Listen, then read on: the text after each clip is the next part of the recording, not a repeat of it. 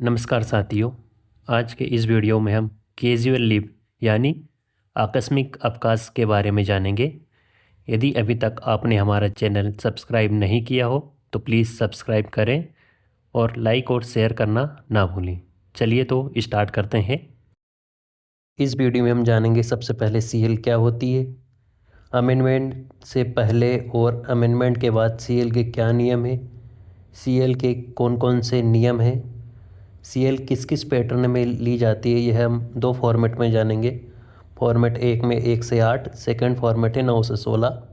उसके बाद क्या क्या सीएल के स्पेशल नोट्स है और इसके बाद सीएल क्लोजिंग के क्या नियम है, इन सभी के बारे में हम एक एक करके जानेंगे। चलिए तो शुरू करते हैं। कैजुअल लीव यानी आकस्मिक अवकाश। आकस्मिक अवकाश क्या होता है यह हम जानेंगे सबसे पहले।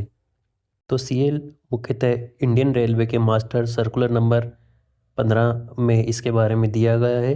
कैजुअल लीव, इनके पैटर्न और इससे जुड़े सभी 16 पैटर्न को हम एक एक करके विस्तृत रूप से जानेंगे।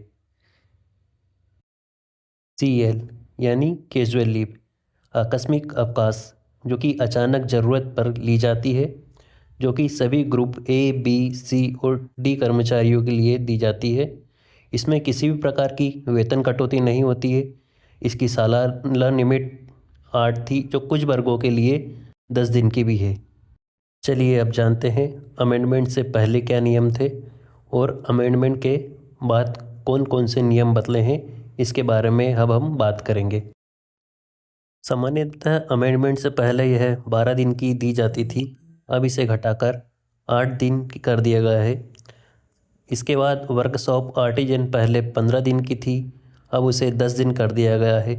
नॉर्थ फ्रंटियर रेलवे में स्टाफ के लिए पहले यह 17 दिन की थी, अमेंडमेंट के बाद इसे 10 दिन कर दिया गया है।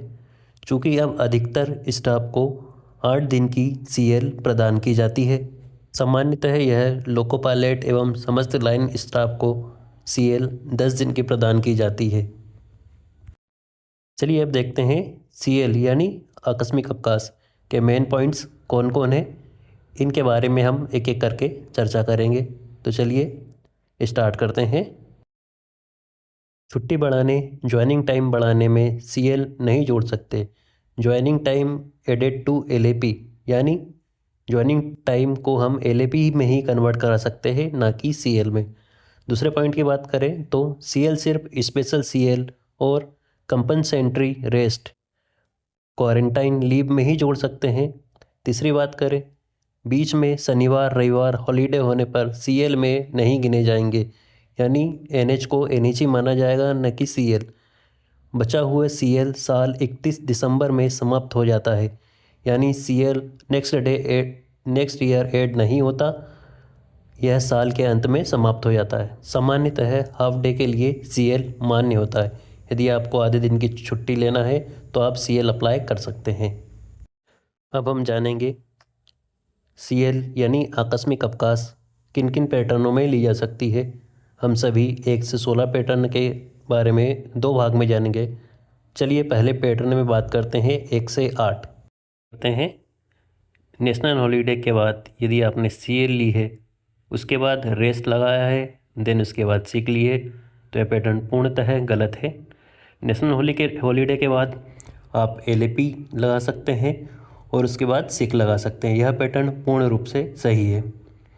अगला देखते हैं, यदि आपने सीएल ली है और उसके बाद सीआर लिया है, देन उसके बाद एलएपी ली है, तो यह पैटर्न पूर्णतः गलत है।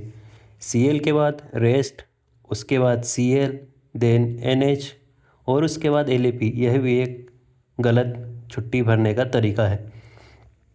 रेस्ट के बाद आप एलएपी, देन उसके बाद रेस्ट लगा सकते हैं, यह सही तरीका माना जाएगा।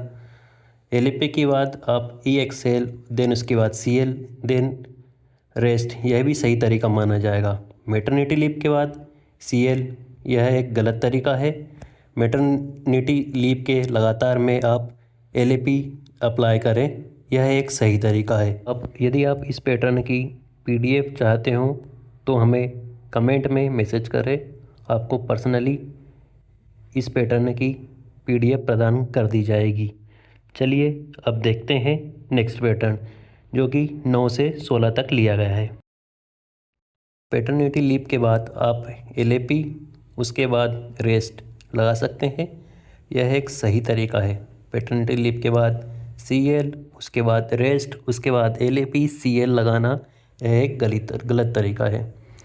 LAP के साथ आप NH देन उसके बाद रेस्ट अप्लाई कर सकते हो, यह बिल्कुल सही। सिक के बाद आप LAP अप्लाई कर सकते हो, यह सही तरीका है। बाय मिस्टेक यहाँ पर गलत लिखा हुआ है SS के सामने, पर यह सही तरीका है।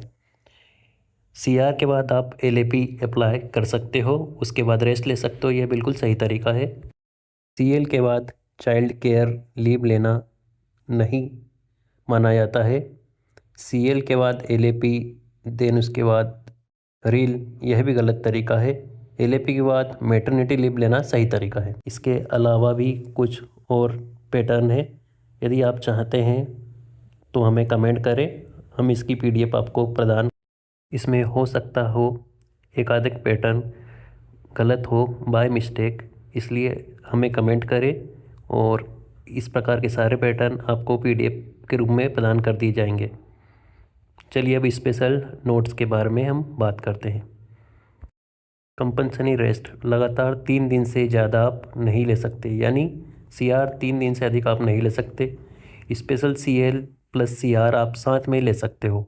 Reel, work related illness and injury leave, duty पर चोट या दुर्घटना, जिसे सामान्यतः IOD भी कहा जाता है, जो कि ड्यूटी के दौरान दुर्घटना के समय ली जाती है। तो इस प्रकार इस वीडियो में जाना हमने इंडियन रेलवे के सर्कुलर नंबर 15 कैजुअल लीव के बारे में। अमेंडमेंट 2002 से पहले क्या नियम थे, उसके बाद क्या नियम है, इनके बारे में। आपको हमारा यह वीडियो अच्छा लगा हो तो प्लीज़ चैनल को लाइक करें और हमारे चैनल को सब्सक्राइब करें और अपने दोस्तों के साथ शेयर करें और हमें कमेंट में मैसेज करें, ताकि इस प्रकार की हम और अच्छी वीडियो बना सके। और हमें बताएं कि हमें अगले किस टॉपिक पर वीडियो बनाना चाहिए। धन्यवाद।